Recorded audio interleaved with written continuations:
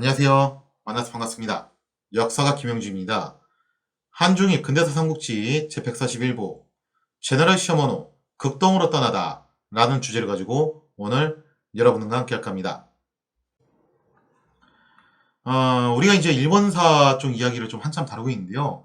이게 어쩔 수가 없어요. 1865년, 66년이 일본이 정말 핫플레이스거든요. 그래서 일본 이야기를 좀 많이 다룰 수밖에 없고요. 일단 이제 시대적인 밸런스를 맞추기 위해서 조선으로 건너가야 되는데 가기에 앞서서 그 중간에 이제 백그라운드에 해당하는 이야기들을 다루게 될 것 같아요. 그래서 오늘 뭐 이제 한국사 파트라고는 하지만 사실은 서양사에 가까운 이야기들을 좀 진행을 하게 될 것 같습니다. 1865년 11월 효고 협정이 이루어지게 되면서 서구 4국 함대는 일단 요코하마로 귀환을 하게 됩니다. 근데 의외로 서구 4국이 에도마코가 제시한 조건들을 순순히 받아들이고 그냥 요 정도 선에서 마무리를 했다는 거죠. 사실 생각해보면 그렇잖아요. 천황의 직허는 잠시 후에 날 것이다. 그리고 고배항구 개항은 지금은 곤란하고 2년 후에 해주겠다. 막상 서구 4국이 요구한 조건들이 그다지 관찰된 것 같지는 않아요. 대신에 돈은 좀 뜯어냈죠. 그래서 이 정도 선에서 마무리를 지은 것에는 각자 나름의 사정이 있었기 때문이다라고 볼 수가 있겠죠. 특히 영국의 경우 효고 협정 한 달 전인 10월 18일에 영국의 제37대 수상인 파머스턴 자작 헨리 존 템플이 향년 81세로 세상을 뜨게 됩니다. 이 때문에 이제 일본 문제에 신경 쓰기가 상당히 힘들었어요. 제가 옛날에 그냥 파머스턴이라고만 불렀는데 그거는 이제 귀족 자기 이름이었고 정확한 이름은 헨리 존 템플이죠. 그래서 파머스턴 자작 이거는 자기입니다. 왜 비슷한 게 달타냥과 삼총사에 나오는 그 버킹엄 공작 있잖아요. 그것도 이름이 아니에요. 그것도 이제 자기 이름이에요. 파머스턴 자작의 장례는요. 웨스트민스터 대성당에서 뉴턴, 넬슨, 웰링턴에 이은 무려 역대 4번째 비왕족 국장으로 치러지게 되었다는 겁니다. 상당히 좀 뜻밖의 일이죠. 이 앞선 세 사람은 이해가 가요. 뉴턴 같은 경우는 정말 유명한 물리학자죠. 뉴턴이 좀 이제 유명한 비하가 있는데 요즘 이제 주식이 세계적으로 상당히 이제 불장이잖아요. 그죠? 상당히 이제 핫플레이스 뜨거운 상태인데 뉴턴이 말년에 주식 투자했다가 재산의 한 90%를 말아먹었어요. 이 뉴턴이 어떤 소리를 들었던 사람이냐면은 하늘이 인류를 위해서 내린 천재 과학자라는 그런 평을 내릴 정도로 정말 대단한 업적을 남긴 사람이었거든요. 뉴턴의 그런 이제 물리학 이론은 후대 아인슈타인에 의해서 보완은 됐어도 아직도 이게 계속 통용이 되는 이론들이 많이 있어요.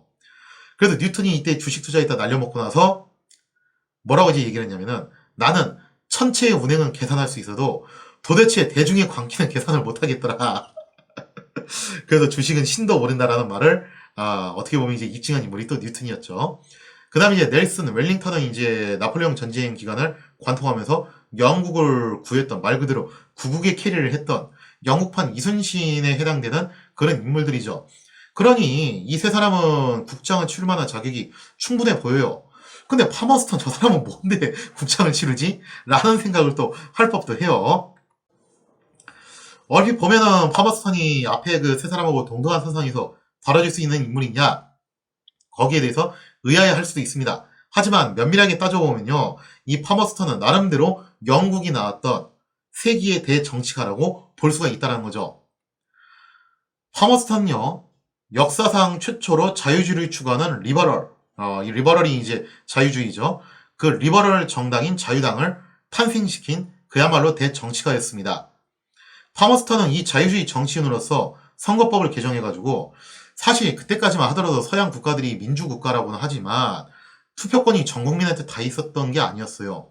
쉽게 말해서 보통 선거가 아직 확립이 안 돼 있는 상황이었죠.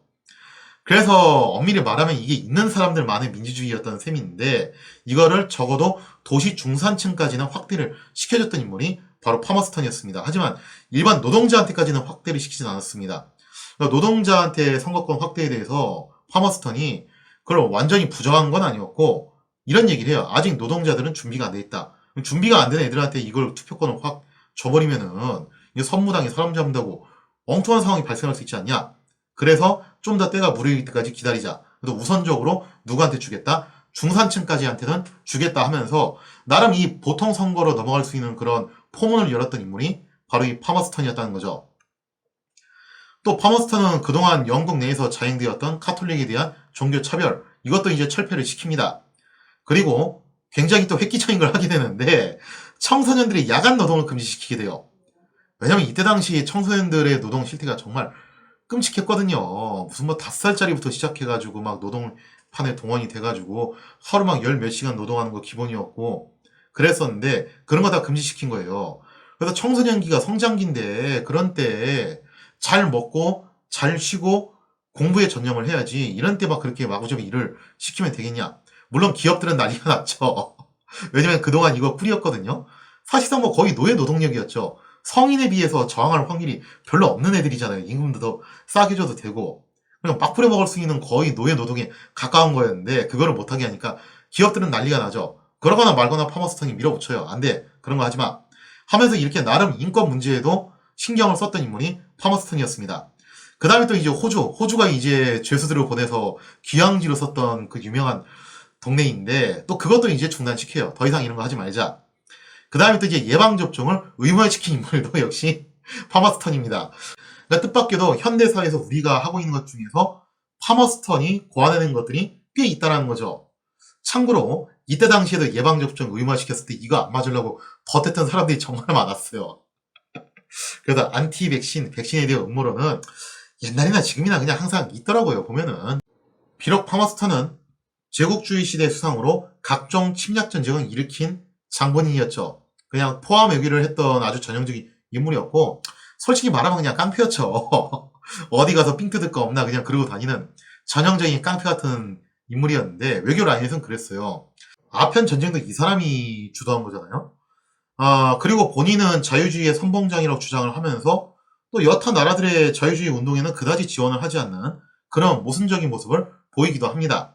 그래도 뭐 폴란드라든가 독일 일대에서도 그런 자유주의 운동이 일어났었는데 거기에 대해서는 또 이제 외면하는 모습을 보여준다는 거죠. 또 희한하게도 또 이탈리아에 대한 지원을 또 많이 해줘요. 하여튼 그런 좀 여러모로 모순적인 인물인데 그러기는 했지만 어쨌든 영국을 불지의 강국으로 세운 데 있어서 굉장히 큰 기여를 했던 인물이라는 거죠. 그래서 이러한 공로들이 가만히 돼가지고 영국 역사상 네 번째로 비왕족 출신의 국장으로 장례가 치러지게 되었다는 겁니다.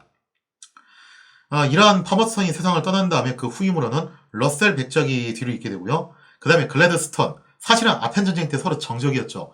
영국의 양심 무게 드립을 쳤던 그 유명한 인물인데 하여튼 이 아저씨도 재밌어요. 그때는 뭐 영국의 양심 무게 드립을 치면서 본인은 고고한 척 깨끗한 척 하더니 결국에는 파머스턴하고 한 팀이 됩니다. 그러면서 파머스턴 내각에서 굉장히 중요한 중직을 맡게 되죠. 이때 당시에도 재무부 장관이 돼가지고 러셀 백작을 보좌를 하게 돼요. 나중에 이제 글래드스턴이 결국에는 총리 자리까지 올라오게 되죠. 그래서 어떤 면에서 보면은 파머스턴의 진정한 후계자라고 볼 수 있는 인물이 바로 이 글래드스턴이에요. 한편 이제 미국 같은 경우는 그럼 어떤 상태였냐? 영국은 뭐 어쨌든 이제 수상이 돌아가시고 교체되는 그런 과정이었기 때문에 일본 문제에 깊숙이 신경을 쓰기가 힘들었고요. 미국은 1861년 4월 무렵에 발발한 남북 전쟁의 내전으로 인해서 오랜 세월 동안 진통을 겪고 있었습니다. 물론 1865년 이 효고 협정 무렵에는 슬슬 남북 전쟁이 끝나가는 시점이었어요. 하지만 이게 끝났다고 해서 바로 이게 모든 게 다 마무리되는 게 아니라 그 후유증, 전후, 수습 이런 것들이 남아있기 때문에 여전히 정신이 없는 그런 상황이죠. 그래서 미국 같은 경우는 기껏 일본을 개방을 시켜놓고서 별로 그렇게 일본을 선호를 못했던 이유가 뭐냐면은 장기간의 내전을 인해서 자칫 잘못하면은 나라가 두동강이 날 처지에 있었기 때문에 많은 이권이 걸려있음에도 불구하고 그동안 일본 방면에는 소수의 함대만 파견할 수밖에 없었다라는 거죠.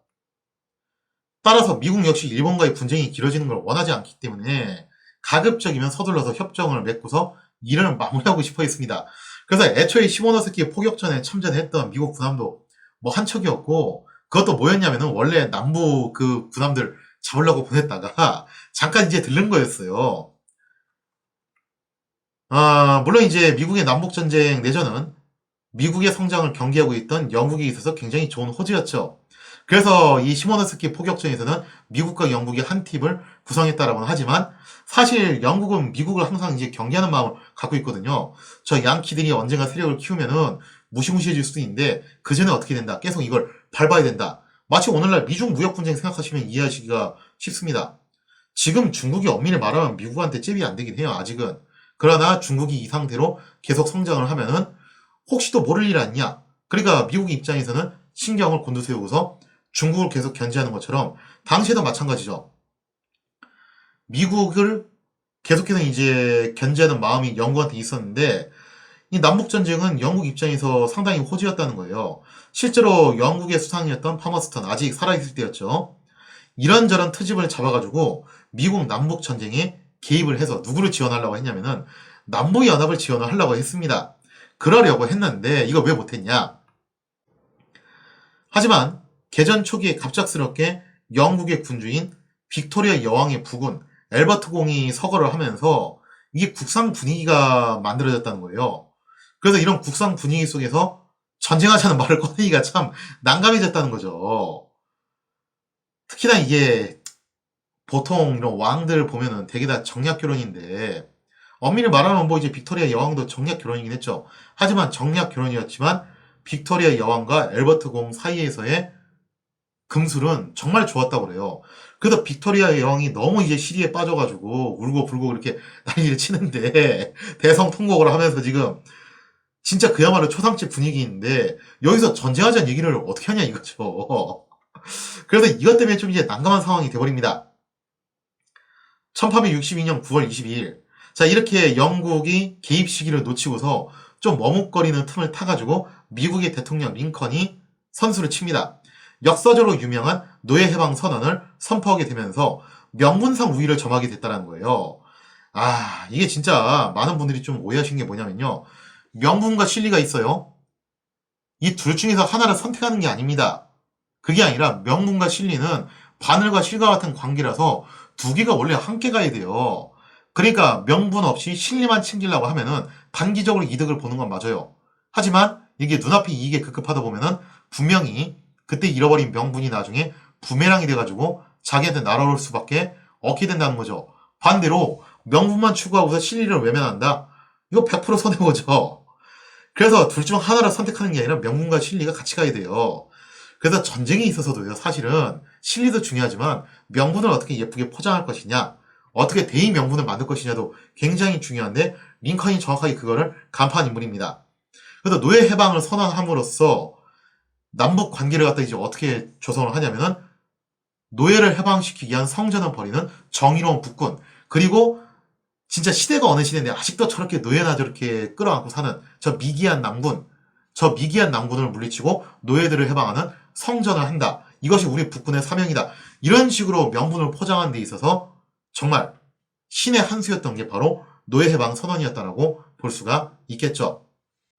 무엇보다도 자유주의 선봉장을 자처하는 파머스턴 입장에서는 도저히 남북 연합을 도울 명분이 이게 안 생기는 겁니다. 자기가 그동안 이제 한 말이 있고 해온 행적이 있는데 이거 개입하고 싶어도 이렇게 되면 개입하기 힘들어진다는 거예요. 아, 결국에는 파머스턴이 이 남북 전쟁이 일어나는 동안에 내내 톰 아저씨의 오두막을 3번이나 읽으면서 고민을 했다는 거죠. 내 개인적인 신념으로 봐도 그렇고 이 명분상 차 애매한 것도 그렇고 지금 또 국상 분위기인 것도 그렇고 아, 이거 들어갈 수가 없는데 근데 사실 들어가고 싶기는 하고 실리를 따르자니 이거 들어가는 게 맞는 것 같은데 명분이나 지금 환경을 보자니 이거 좀 영 아닌 것 같고 어떻게 하지 하고서 고민을 하다가 결국에는 참전 결단을 내리지 못하고 세상을 뜨게 됐죠.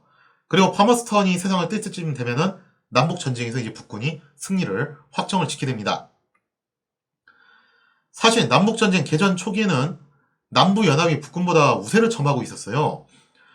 남부 연합에는 좀 이런 논리가 먹혔죠. 지금 우리들의 기득권을 저 북군 놈들이 강탈하려고 하고 있다. 그러니까 우리들의 권리를 지키기 위해서는 스스로 무장을 해야 된다. 이런 호소력이 좀 한몫했고 또 특히나 역시 이제 노예를 지지하는 노예주들답게 백인 우월주의 이것이 또 남부 연합을 단결시키는데 정말 한몫했다라는 거예요. 왜냐면은 이거는 뭐 이제 가난한 백인 농부들 입장에서는 자신들의 삶에 주어진 유일한 위안이 그거잖아요. 내가 그래도 저 흑인 노예들보단 낫다. 그건데 나는 그래도 자랑스러운 백인 아니냐. 그 백인 우월주의, 즉 백인 뽕으로 살고 있는 건데, 근데 21세기 현대에도 그 백인 뽕을 갖고 있는 사람들이 여전히 이제 미국에는 꽤 있으시죠. 뭐 당대에도 이게 얼마나 엄청나게 적용을 했겠냐 이거죠. 그래서 그 백인 뽕을 지키기 위해서라도 나는 목숨을 기꺼이 바칠 의향이 있다. 그런 사람들이 꽤 있었다는 겁니다. 그래서 남부연합이 초반에는 상당히 이제 기세가 강했어요. 그에 비해서 북군은 인구, 물자, 철도 모든 면에서 우세했는데 개전 초기의 북군은 그다지 사기가 그렇게 높지 않았습니다. 그래서 오히려 탈영병이 정말 속출하는 그런 사태까지 발생했다는 거죠.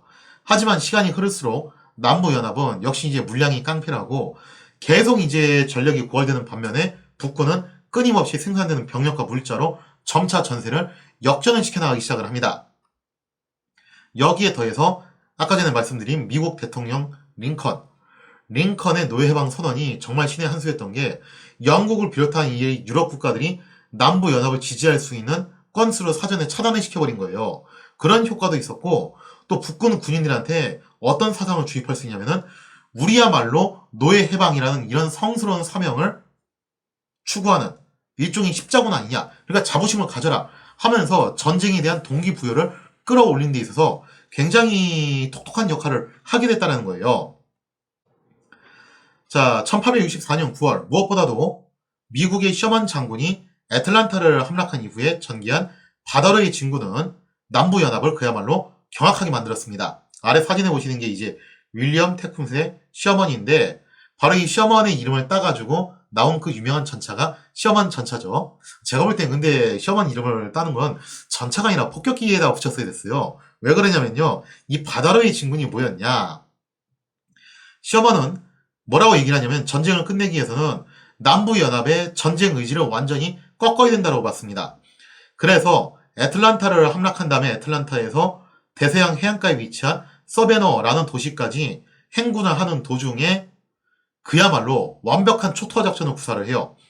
가축과 식량을 약탈하고 농가를 불태우고 철도까지 아래 사진처럼 저렇게 완벽하게 파괴하는 등 그야말로 가공할 만한 초토화 전술을 선보였다는 거죠. 이게 바로 바다로의 진군이에요.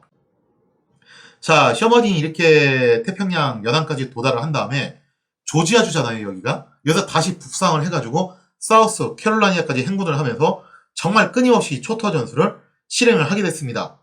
그러면서 남부연합은 그야말로 충격과 공포에 빠졌다는 거죠. 근데 이걸 좀 나름대로 묘사한 게 영화 바람과 함께 사라지다.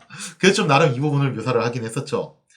더군다나 이 사우스 캐롤라이나 같은 경우는 셔먼 장군이 꽤 오랫동안 거주를 했었고 나름 또 상당히 마음에 들어하는 지역이었대요. 그럼에도 불구하고 정말 피도 눈물도 없이 눈 하나 깜빡하지 않고 그냥 싹 다 때려 부수고 초토화시키는 그런 작전을 시행을 하게 됩니다. 다만 오해하시면 안 되는 게 이때 셔먼이 했던 초토화는 산업시설에 대한 파괴예요. 정확하게는. 그래서 농가들을 다 불태우고 가축도 끌고 가고 식량 약탈하고 철도 때려 부수고 그러긴 했지만 민간인은 안 죽였어요. 오히려 이게 더 공포스러운 게 민간인들까지 마구잡이를 죽였으면 남부연합에서 난리가 났겠죠. 감히 이렇게 민간인 학살을 해? 너가 그러고도 사람이냐 하면서 오히려 더 저항 의지가 살아났을 수도 있는데 어떻게 된 거냐면은 다 때려 부수고 망연자실한 민간인들만 남겨놓은 거예요. 그러니 사람들이 극도의 절망감이 휩싸일 수밖에 없는 거죠.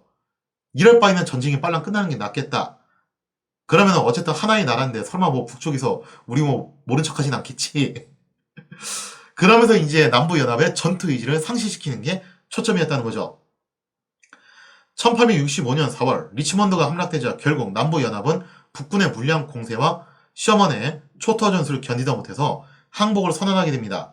이로 인해서 마침내 남북전쟁은 북군의 승리로 끝나게 되죠. 그래서 이제 효고 협정이 체결되기 직전에 남북전쟁이 종결은 되는데 전후처리 문제 이런 특히 셔먼이 남부지역에서 저지른 이런 초토화 전술이 너무 엄청났으니까 그런 복구 문제 아직 좀 이제 그 혼란이 안정이 덜 됐잖아요. 이런 문제 때문에 미국 입장에서는 좀 서둘러 정리를 하고 싶다라는 생각을 했겠죠. 물론 북군이 승리한 데 있어서 셔먼 장군의 공이 지대한 것은 두말할 것도 없었죠. 근데 이거를 기념하기 위해서 후대에 전차에다 시어머니 이름을 붙였는데 다시 말씀드리지만 제가 볼 땐 이거 역시 폭격기의 이름을 붙여야 되지 않았을까. 그리고 이 셔먼 장군의 바다로의 진군을 기념하기 위해서 헨리 클레이 워크가 조지아 행진곡을 제작을 했어요. 그래서 그럴 정도로 셔먼의 명성은 미국 전역에 진동을 하게 됐다는 거죠. 명성이라고 해야 될지 악명이라고 해야 될지 하여튼 진동을 하게 됩니다. 참고로 이 조지아 행진곡 여러분들 다 아시는 겁니다. 유튜브에 검색해 보시면 쉽게 찾을 수 있는데요. 곡조 멜로디를 제가 그냥 잠깐만 좀 이제 따라서 읊어드리면요. 이걸 여기다 영상에 삽입을 하면 저작권 문제가 걸릴 수 있기 때문에 그냥 제가 육성으로 대강 좀 따라서 이제 곡조를 좀 불러드리면 이거예요. 따단 따단 따다다다다단 따단 따단 따다다다다단 따다다다다다다다다단 딴딴딴따다다단 딴. 어서 많이 들어봤죠, 그죠? 네, 맞아요. 우리나라 독립군 군가에 사용된 바로 그 곡조예요. 그리고 찬송가에서도 이거 쓰죠. 원래 원작이 바로 이 조지아 행진곡입니다. 물론 남부 지역 사람들, 특히 조지아주 사람들은 이 노래 엄청 싫어할 수밖에 없죠. 1866년 무렵 여기에 영감을 받았는지 미국의 상인 프레스톤은 이번에 새로 구입한 자신의 상선에 누구의 이름을 붙이게 되냐면은 시어먼 장군의 이름을 붙이게 됩니다. 그러면서 뭐라고 명명을 하게 되냐면은 제너럴 시어먼 호, 이름 그대로 시어먼 장군 호라고 이름을 붙이게 되었다는 거죠. 자, 그렇게 시어먼 장군 호라는 배를 가지고서 모험을 찾아서 어디로 떠나게 되냐면은 극동 지역으로 떠나게 되니 이 제너럴 시어먼 호가 조선까지 온 데는 아직 좀 시간이 있기 때문에, 자, 그러면 그 사이에 조선에서는 어떤 일들이 벌어지고 있었는가? 대원군의 이런저런 정책들이 계속 이어지고 있는데요. 자, 그 시대 그럼 대원군이 어떠한 정책을 펼치고 있었는지 거기에 대한 이야기는 다음 시간에 이어서 계속하도록 하겠습니다.